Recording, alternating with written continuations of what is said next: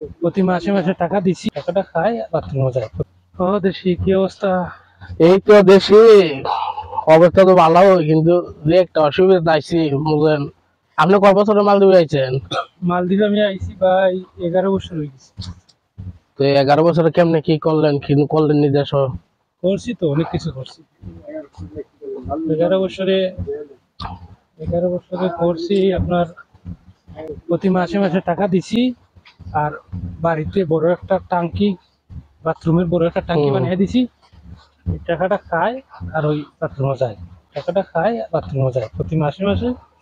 এই টাকা বাথরুমে যেতেছে, না ভাই, আপনি টাঙ্কির ভিতরে যাইতেছে। না, আপনি অনেক কিছু করছেন। আপনি তো তার একটা টাঙ্কি করছেন ভাই, আর আমি তো মনে করেন যে 13 বছর ধরে বিদেশ করতেছি, আমি অনেকটা টাঙ্কিও করতে আছি না।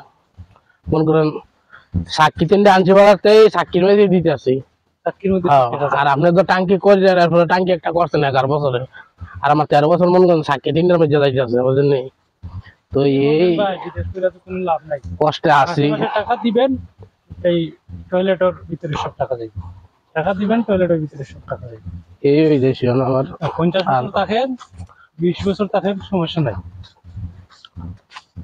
এইটাই চিন্তা করতেছি দেশি আসলে যারা আমরা লানি প্রবাসে থাকে, প্রবাস করে যায় এই সব, আর এই হয়তো হাজারে 1-2 জন পাওয়া যাবে বুঝছেন, যে হ্যাঁ একটু ভালো পজিশনে আছে। নাহলে ওই যে আমরা লানি কেউ টাঙ্কি আর কেউ চাকরি, কিন্তু বুঝা যায় জায়গা একটাতে যায় সব টাকা, বুঝলেন নি? তো চিন্তা করছি দেড়শো দাম করেন, আপনি যাবেন নি দেড়শো? ও ভাই আমার দায়িত্ব নিতেছে আর আরো 11 বছর আছি, আর 20 বছর থাকবো, তারপরে যাই।